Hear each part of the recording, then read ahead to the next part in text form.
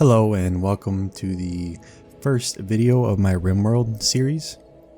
Let me first give you a fair warning. I'm going to be explaining some things for people who might be interested in playing the game or new players that need or would like some tips and stuff. I'll try not to spend too much time doing that. Now I'm going to be using a mod collection of 47 mods for this playthrough. I'm not going to go over all of them right now. I'll probably make a prologue video where I go over more in depth the mods that I'm using and stuff. Also note that I'm not on the latest version of RIMWORLD. 1.1 had just came out not long ago. They're still doing a lot of patching. I went ahead and grabbed the mods that I wanted to play with and just did testing with this version to make sure everything was working good. So this is the version that I'm going to stay on for this playthrough. Also notice that I'm not on the royalty DLC. That's also going through a lot of patching. I just want to make sure they have that all balanced out and where they want it to be before I try it for the first time. Let's go ahead and take a look at some options. Now first off, I'm going to disable development mode permanently. That's just something that I like to do. I guess I would recommend anybody else to do that. I keep it on for quick testing when I'm trying out a new mod list, but once I start actually playing a playthrough, I like to keep it the option disabled. That way it makes it a little harder for me to want to turn it on. Kind of removes the temptation there. I'm gonna increase my UI size a little bit too, just for recording purposes so that it's easier to see what's going on. Alright, let's start our new colony. Now for the scenario, you can do Lost Tribe or Naked Brutality. I made a custom one that kind of combines the two.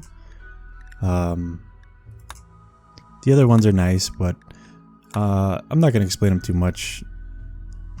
But the one that I made for custom basically starts you off Lost Tribe, so you're at a disadvantage technology wise, and it takes longer to research technology. And I have disabled a few things.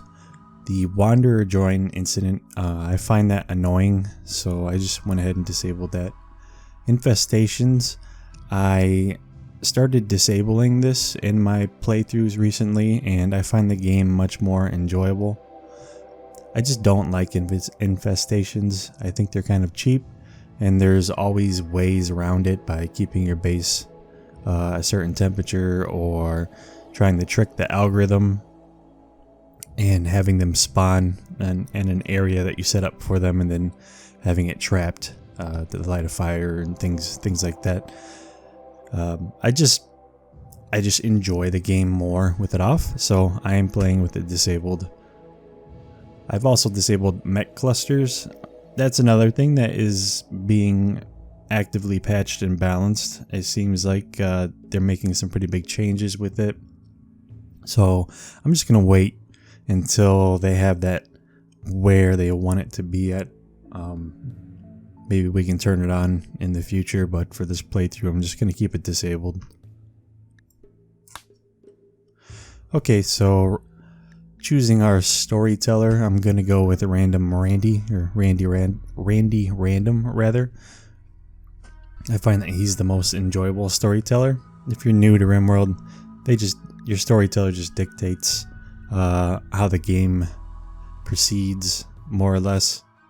Cassandra, she gives you things at like a rhythm, like it's harder over time. Phoebe, she sends you incidents in a what's the word I'm looking for? She sends you a lot of incidents at once and then gives you breaks in between.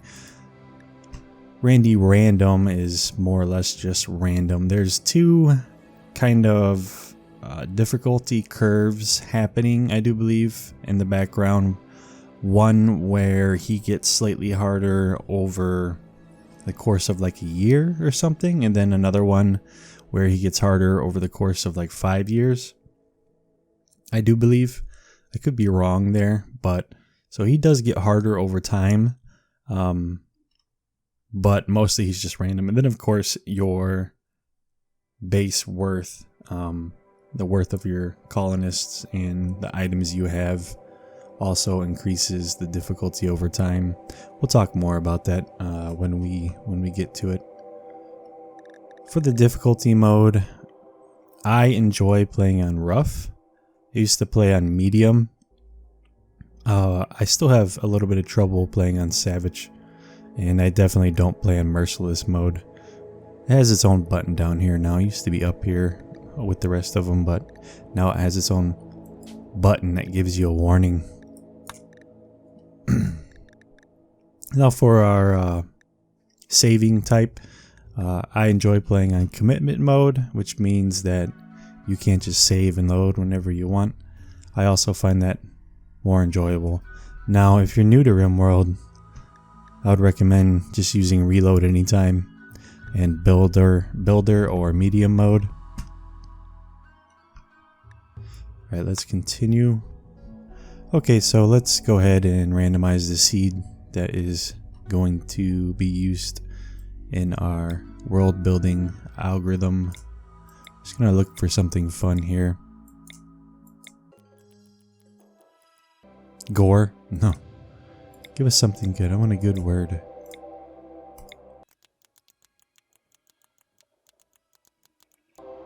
Man, I can't find a good word. Don't know what I want to go with. Let's go with New Hope. I don't know if we can put spaces in there. We're going to go with global coverage at 100%. It just means we're going to generate the whole world instead of just a portion of it. We're going to leave the other parameters at normal. These just control whether you want things to be more wet, dry, hot, cold, populated, or sparse. I'm probably just going to fast forward through this world generation here.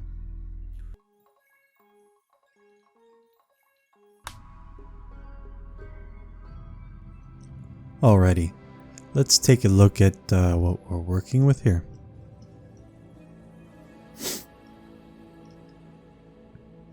Pretty interesting. Now, I'm using a mod that kind of loosely groups the factions up, and it also gives me some more randomized factions. So, and also randomizes the relations that we start with them. So let's take a look at our overall factions tab here. Okay, so we have two civil outlander unions. The way that these work is they have a goodwill range between -50 and 50. And what that means is that if our reputation, if our reputation is under -50, then it will slowly rise to -50. If it's higher than 50, it will slowly fall to 50. Looks like we have one rough outlander union, and they have a goodwill range of -100 to -80. So we could get friendly with these guys. However, we would have to maintain that status since it will always be wanting to drop down the -80. Looks like we have two gentle tribes, which is the tribal version of the civil outlander union basically. One fierce tribe, one savage tribe. Now, savage tribe you cannot get friendly with. And one pirate band, which is also a faction that you cannot get friendly with. So it looks like a pretty even spread here. We have 4 friendlies, 4 unfriendlies, So that's pretty good. Okay, so let's hit our advanced tab, and here we can choose the type of map that's going to load for us. And I like playing on the largest map possible. Some people don't like playing on this because it slightly changes the way that some mechanics in the game work, having a map this big. I find this the most enjoyable. You can play on something like 250 by 250 if you want more of the default RimWorld experience. I'm also going to leave the starting season on auto. I don't know if that makes it random, or I think it's based on the hemisphere, what starting season you start on. I'm not certain. I'm just going to leave it on auto.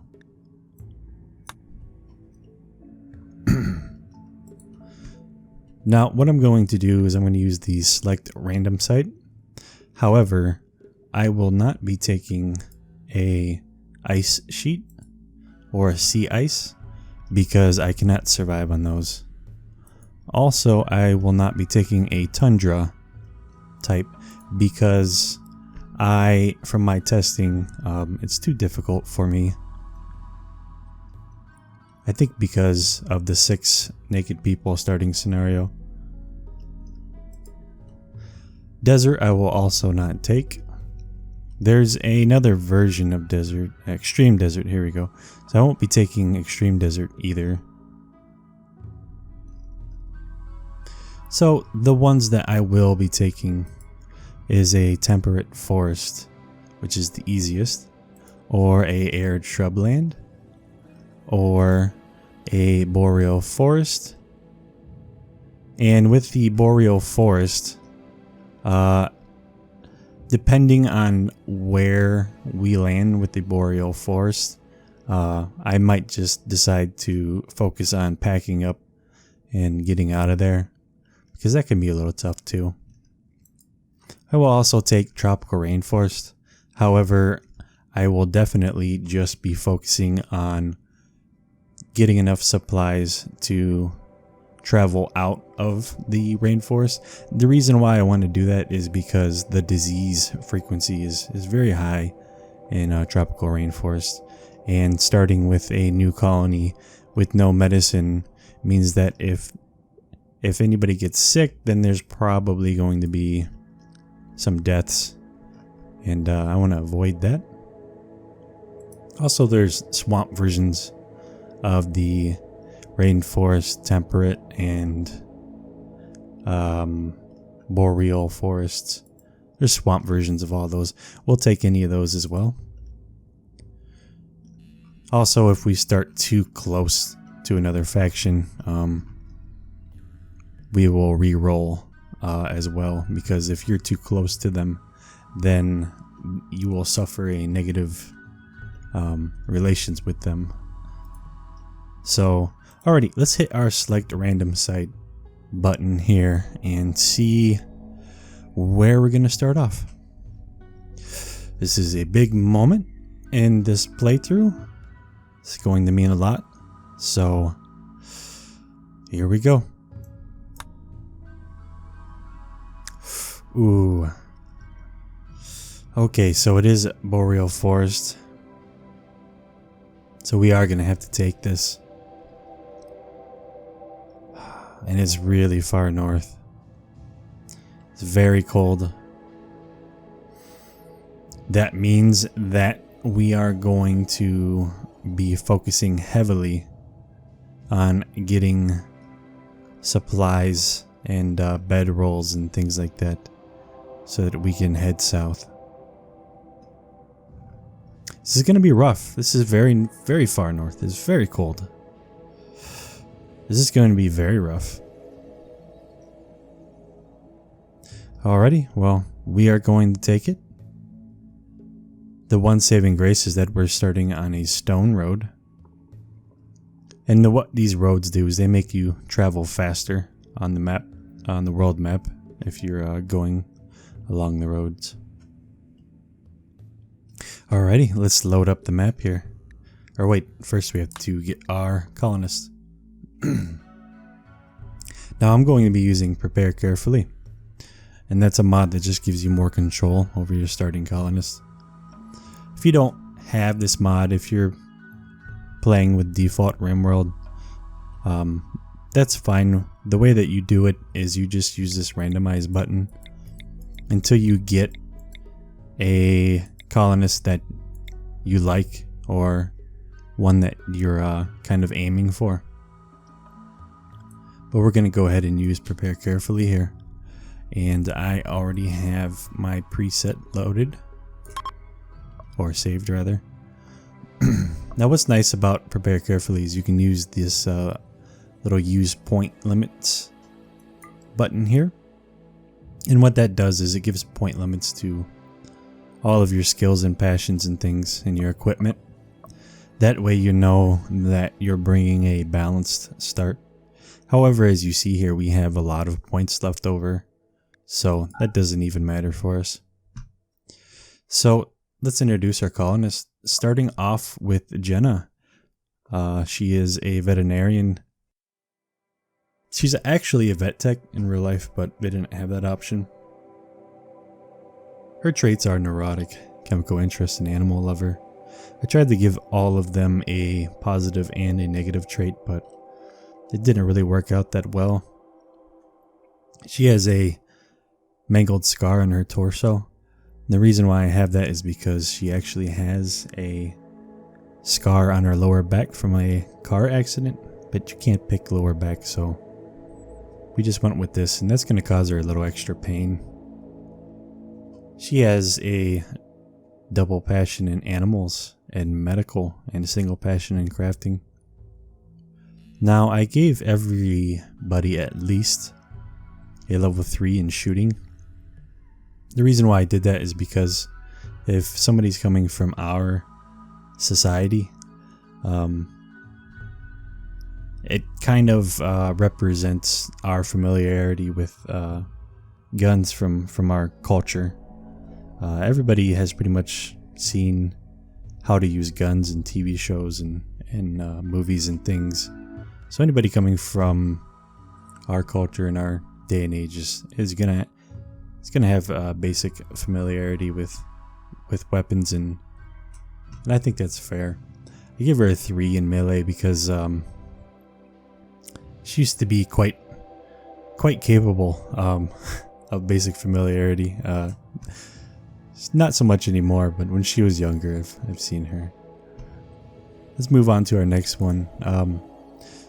So Aaron was a street child and a network engineer as an adult. Now he has 2 negative traits, abrasive and volatile, and then he is also a hard worker. He has a surgical scar on his left shoulder. Now, because I gave him 2 negative traits, I gave him an extra passion. For the other colonists, I tried to stick to just 5 passions. And even still, he was very hard to nail down because in real life, he kind of has more passion than this. But I didn't want to make him overpowered. So his minor passions are in shooting, melee, cooking plants, social, and intellectual. I'm going to start a little bit higher in shooting because he has that experience in real life. And also in melee, he has MMA and he does Brazilian Jiu-Jitsu, so that's pretty accurate. Be level 7. I wanted to give him a double passion for sociable. Once again, I didn't want to make him too overpowered, but he's very sociable. He could sell snow to a snowman, or snow to an, he has a saying, something like he can sell ice to an Eskimo, raid to a bug or something, I don't know. Okay, so next up is Trina, and Trina is married to Aaron. Give her corp researcher for her adulthood. That's not what she is. But this was the closest thing I could find. She has chemical interest, greedy, and animal lover. Her passions are shooting, animals, crafting, artistic, and medical. Let's move on to Joe. Joe is a technician. He has a chemical interest and he's kind. He has interests in shooting, melee, construction, social, and intellectual. Allison is married to Joe. Her adulthood is head butler. It's not what she is.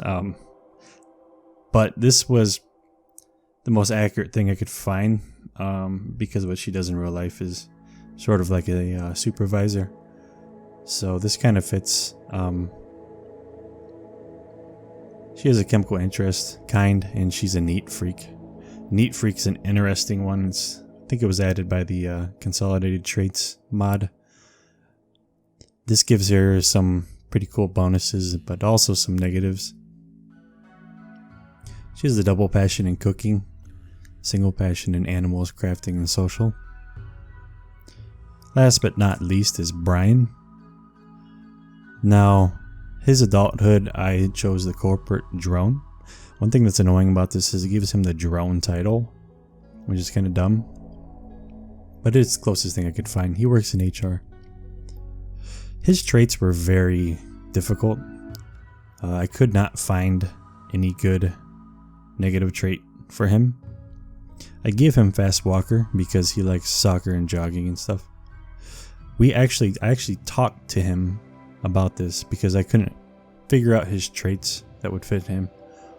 We decided to go transhumanist, just because it's fun, just for something fun. I don't know exactly how this works. I think he gets a negative mood bonus for not having bionic parts, but he'll get a positive mood bonus when he does.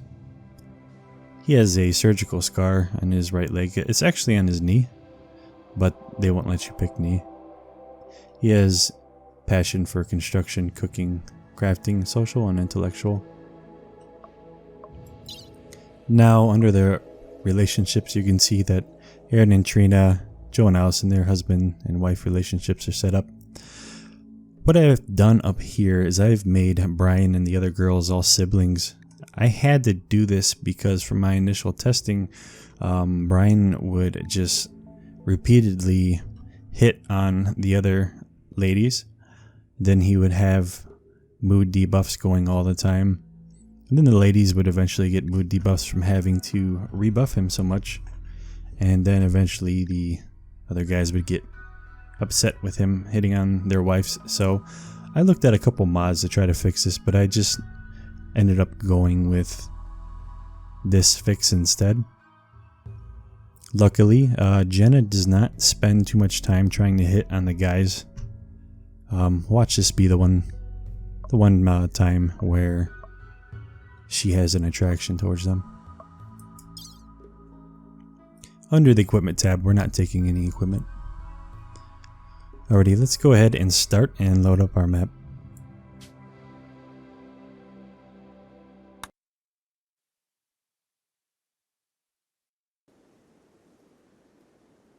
Alrighty, so this message here is just something that comes with this scenario.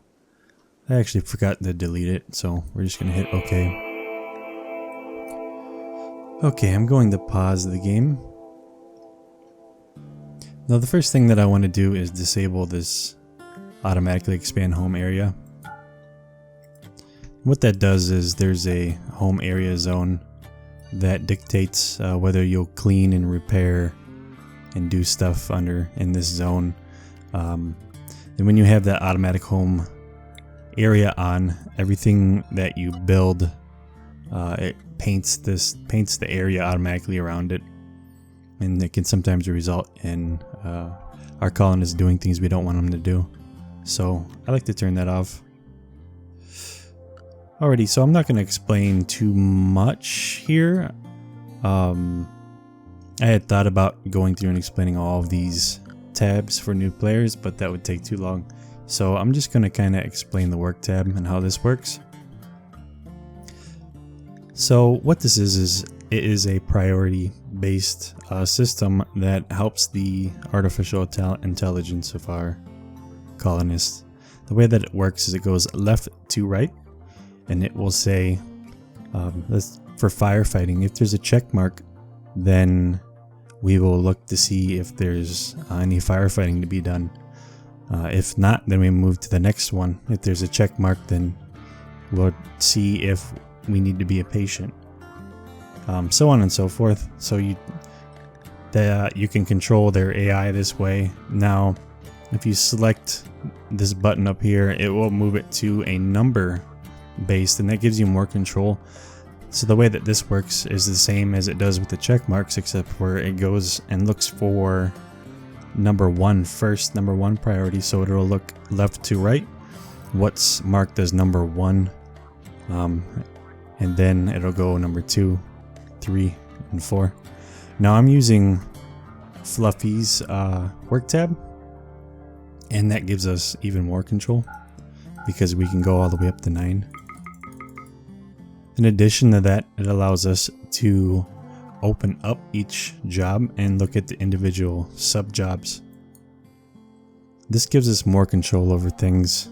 For example, under the doctoring, we can look at things like feed patient.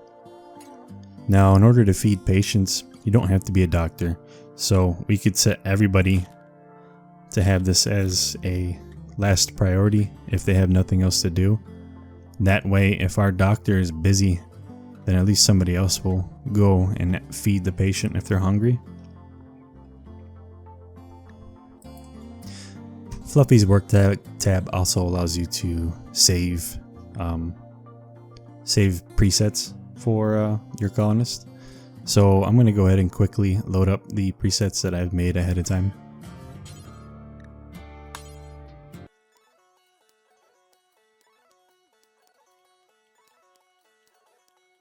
Alrighty, so let's take a look at our medical tab. I'm not going to explain any more of these in my first video. I'll try to spend some time explaining stuff, one or two things each video for new players. But I'm not going to explain too much here. I'm just going to change the top medical care to industrial so that I don't waste any glitter world if we do get lucky and get some of that. I'm also going to go and change the defaults to that as well. And I don't want to use any medicine on neutral animals if that happens for whatever reason. Going to set up our work schedule. Do 2 hours of recreation in the morning and the evening, and then we're going to do a 13-hour workday. I'm going to copy and paste that to everybody. For the assign, we'll leave everything as is. We have no animals. Let's look at our wildlife. We have quite a few predators on the map. That could be a problem. We'll have to monitor that. What happens is the predators, they will hunt other animals when they get hungry. As long as they have other animals that they can hunt that are less difficult to kill than our colonists, then it won't be a problem. But we'll have to monitor that. Research is not going to matter since we're going to be focused on surviving and getting out of this area and moving south. So nothing to worry about here. Quest, we have no quest yet. World just takes us back to the world map. History gives us some graphs, records the in-game messages, and gives us some stats. Factions is the same as what we had seen earlier. Pharmacist gives us some more control over things. I'll explain that later.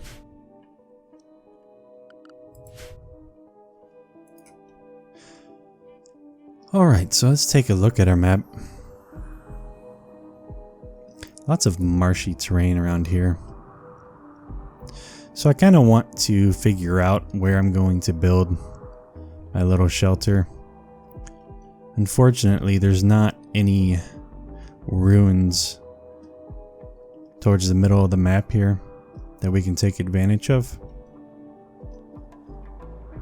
The idea when base building, well, my idea when base building is to not build towards the edges of the map. The reason why is because when you have raids and stuff come in, they'll tend to come in on the edges of the map. So if you built on the edge of the map, then you always have the chance of a raid coming in and not having any time to prepare for it. So I like to stay close to the middle of the map. The other thing that we can do is we can use this little button down here to toggle the fertility overlay. That will give us some more information. We can see the bright green is rich soil or fertile soil. Rich soil. It makes plants and crops grow faster. So let's take that into consideration. We're pretty close to a nice big fertile soil patch there. There's also one to the south a little bit.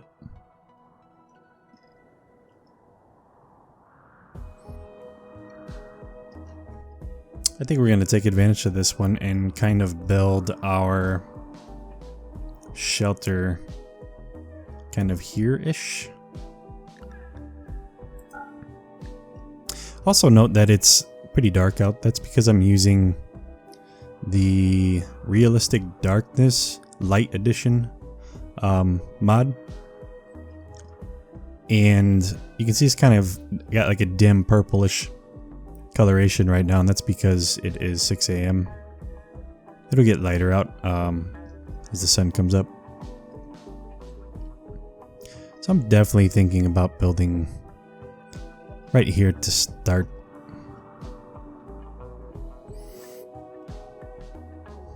Yeah, that sounds pretty good. So to start off, what I'm going to do is I'm just going to make a generic stockpile zone. And let's go ahead and start gathering berries.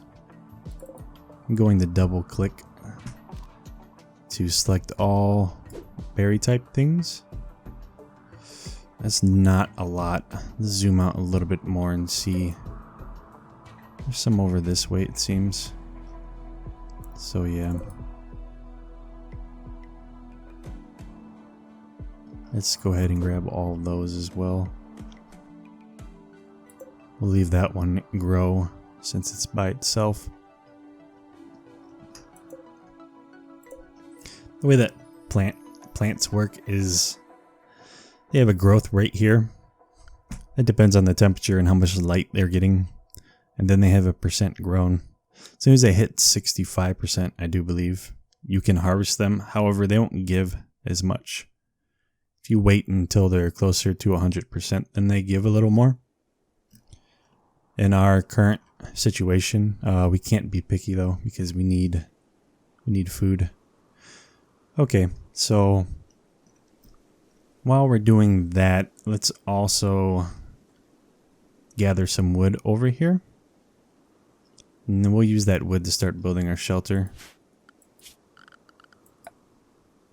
Let me grab the chop wood command. Let's just grab a little bit to start.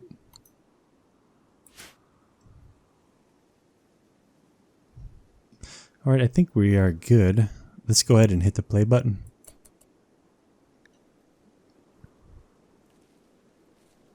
And so we are off. Now I have everybody set to be able to use plant cutting. And if it's a wild plant that you're harvesting, it counts as plant cutting. The reason why I have that is so that everybody can work on their plant cutting skill. We can see that by coming into their bio. By having everybody work on their plants skill, that's going to help us when we're traveling, because that dictates how much food we can forage as we're traveling. So ideally we want everybody to get a few points in it.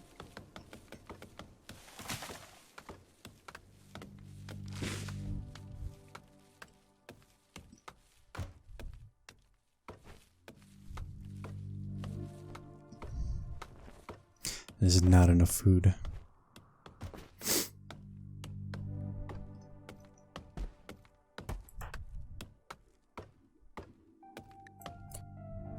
Okay, it is 41 degrees out. Let's go ahead and end this first video by looking inside one of their mines.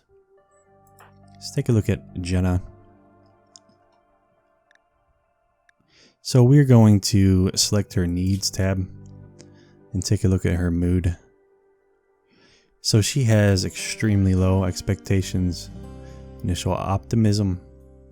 She's not happy about her environment. She's naked and she's cold. I expect it to get warmer still today. I don't know how warm it's going to get, but if we take a look at her gear tab, we can see that she's only comfortable from 61 to 79 degrees. So I think we're going to have to get a shelter up with a fire inside of it, or else they're just going to be very uncomfortable overnight. Alrighty, so that does it for the first video. I think I'm going to go ahead and stop recording now. And then also I wanted to give a couple more notes here. I'm not going to be spending too much time with post-production with this video series, so you may find a lot of spots where I stumble with my speech or some coughs and stuff. I apologize for that, but I just don't really have the time. I take that back. I do have the time. I have just decided not to spend too much time in post-production. If you're looking for videos that have more time spent in the production and post-production, then I would recommend checking out what is his name? Pete Complete. He has a YouTube channel and he does very professional playthroughs. I think I've come to the realization that I'm going to spend way too much time with post-production because I'm not very good at it yet at making videos and doing the post-production. So there's no use in me spending 10 hours reshooting videos and stuff and doing all this post-production. I'm just gonna plow forward here and make videos. So if you want to give me any tips, feel free. Also any criticism, please feel free to give me any criticism. That will help me know what things I should be focusing on doing or not doing in these videos. And hopefully I will see you in the next video. Thank you.